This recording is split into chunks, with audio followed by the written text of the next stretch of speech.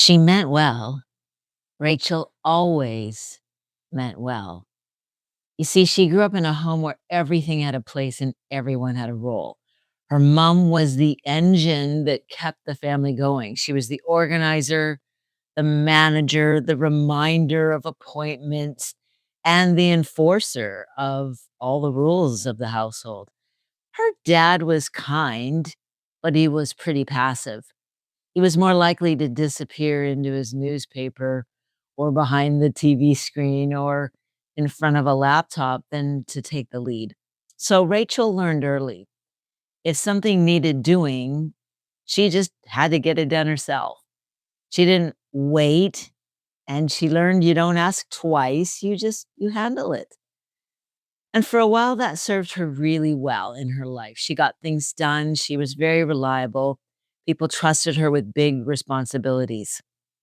But marriage was different. When she married Mark, she brought her get it done mindset with her. She scheduled the dentist appointments, the doctor's appointments. She packed the diaper bag when kids came along. She was the one who'd fill the car with gas. She paid the bills. She sent the thank you notes. She did it all. And it didn't bother her at first because, it felt like love. She was serving Mark. She was supporting him, setting him up for success. After all, that's what a good wife does, right? But somewhere along the line, something began to shift. It was subtle at first. There would be this quiet irritation when he forgot to take out the trash. And then she'd start to use a condescending tone when she double checked his calendar and he'd forgotten something or forgotten to put something on his calendar. Or she'd use a sharp sigh when she had to repeat herself yet again. And she didn't notice this shift in her posture, but he did. He stopped initiating. He stopped opening up to her. He stopped sharing ideas. He stopped showing up with the same confidence. But one night he finally did open up to her and he told her, "It feels like I'm being graded all the time, like I'm back in school, or like there's this invisible checklist that I'm constantly failing. You don't treat me like your husband anymore. You treat me like one of the kids." Rachel sat back, silent, shocked. That wasn't what she had meant to be doing.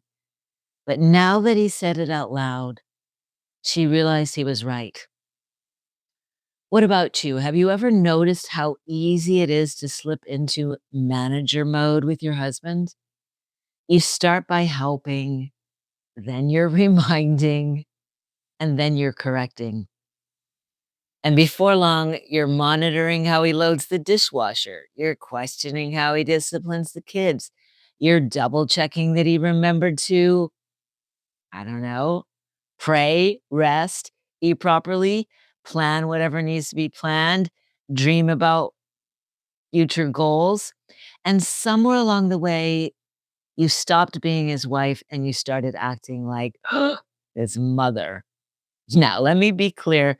I'm not trying to shame you. I'm trying to create awareness because when you mother your husband, you're not nurturing intimacy, you're suffocating it. So today we're going to discuss the subtle difference between nurturing and controlling. Welcome back to the High Ticket Woman podcast, the place where we dive deep into real talk about identity, relationships, and reclaiming your God given power to love well, to live fully, and to lead from a place of spiritual alignment. I'm your host, Debbie Cottle, licensed therapist and relationship coach for Christian men and women who are ready to stop settling and start healing. So let's get into it, shall we? Let's go back to Rachel. When Mark opened up to her, his words really hit her hard. She wasn't trying to control him, not consciously. She was trying to care, right? She was trying to support and encourage him. But in reality, her version of care had become correction. Rachel had slipped into a role that looked a lot like parenting. So let's break this down. What does it look like to mother your husband? Well, if you micromanage his decisions because you don't trust that he'll get it right, if you remind him constantly because you believe he'd fall apart or forget without your help, if you correct him, whatever you're correcting, his tone, his timing, his decisions, his tactics, his choices, because you think you know better, even that's mothering. And the problem is, a man isn't going to bond with a woman who treats him like a child. Just like a child rebels against a controlling parent, a husband's going to either shut down emotionally or he's going to fight for independence or he's going to find emotional validation from someone else. Now, to be fair, some women, some of us, we step into that mothering role because our husband refuses to lead. And we're tired of cleaning up emotional messes. So we can overfunction where we have a husband who underfunctions. I definitely relate to that. In my first marriage, my husband at the time, he would often refuse to make certain decisions. One of the most obvious ways that he refused to lead was when we'd be driving. He didn't want me to drive. He wanted to be behind the wheel, but he would refuse to navigate himself. He would not watch highway signs. He would not pay attention to exits. He would not read a map. His excuse was that that was my role because I was in the passenger seat and that he wasn't good at directions. And I recall one time, this happened at least once. One time I took a nap. So he just drove in a straight line. He just stayed on the road that he was on. It didn't occur to him to go, let me check while Debbie's sleeping. Let me check to see if I'm headed in the same direction, or do I need to make a turn? No, he just drove in a straight line. And when I woke up from my nap, we had gone an hour the wrong way. And that was my fault because I had taken a nap, right? So that can happen in marriage. Our husband can advocate or is what I'm trying to say is he can um abdicate, that's the word I want. He can abdicate his responsibility as a leader. But here's the warning, okay, that you need to pay attention to. Unless he invites you in as the person who is making the decisions, then you taking on that responsibility without him inviting you in, that's going to turn into resentment on both your part and ultimately his. When you are nurturing without healthy boundaries in this marriage, then that becomes control on your part. So what's the alternative? Well, it's not silence. It's not you saying nothing. It's not passivity. It's not you doing nothing and just letting him not lead or making very poor decisions. It's mature partnership.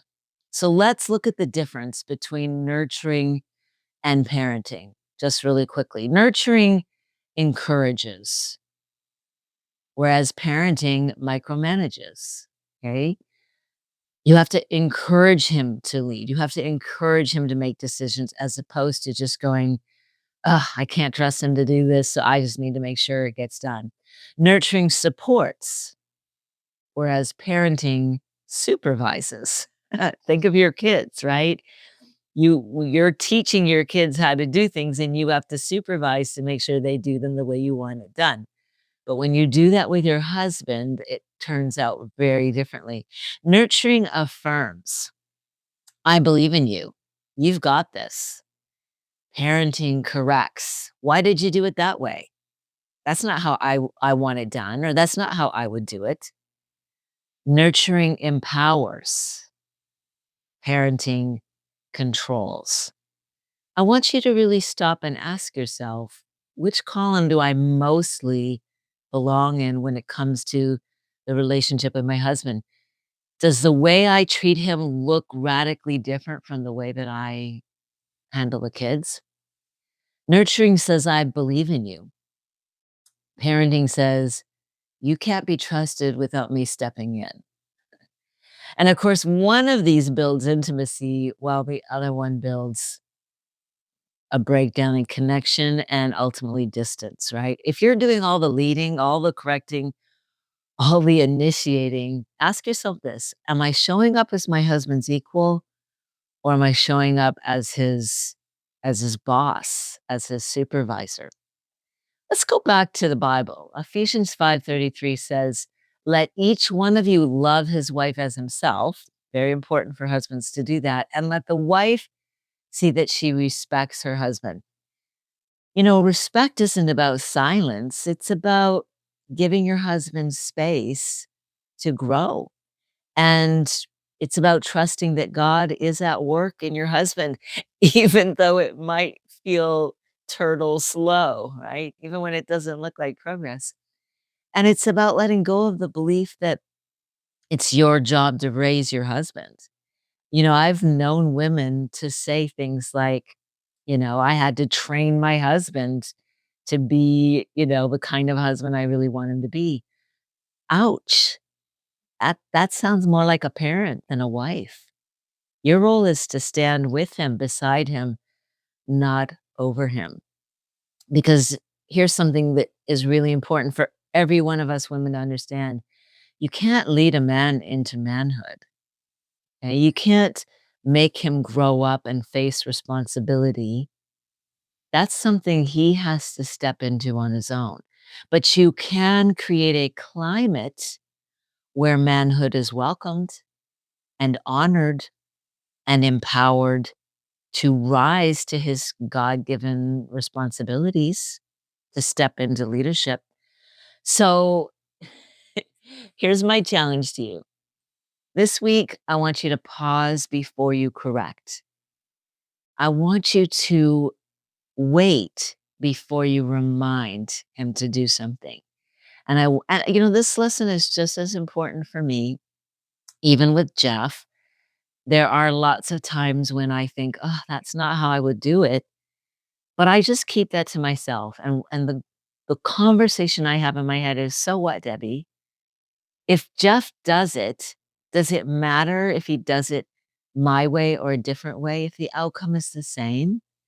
Or does it always have to be on my timing? Just because I would do it faster or differently, does that ultimately matter?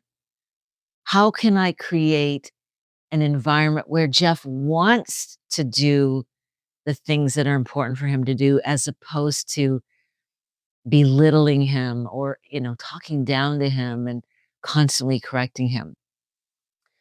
I always wanna ask myself, and my challenge to you is to ask yourself, am I supporting my husband again, or am I managing him? If you're not sure, ask him. He'll tell you. Invite the conversation.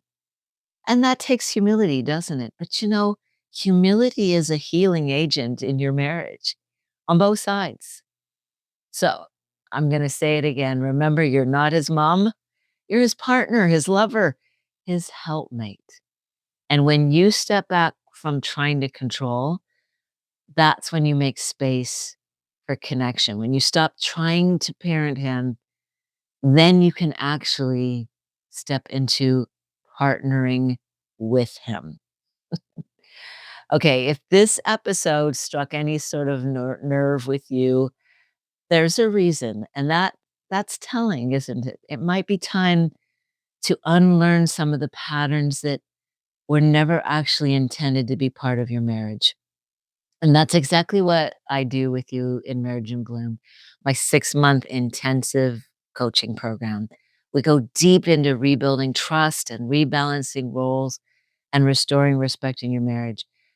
And that's whether you're doing the work together as a couple or you're doing it by yourself.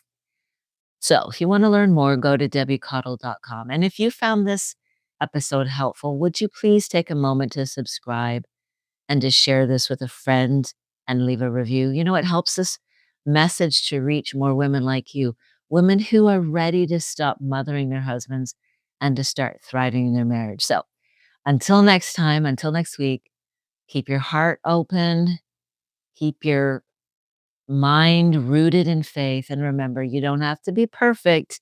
You just have to be teachable.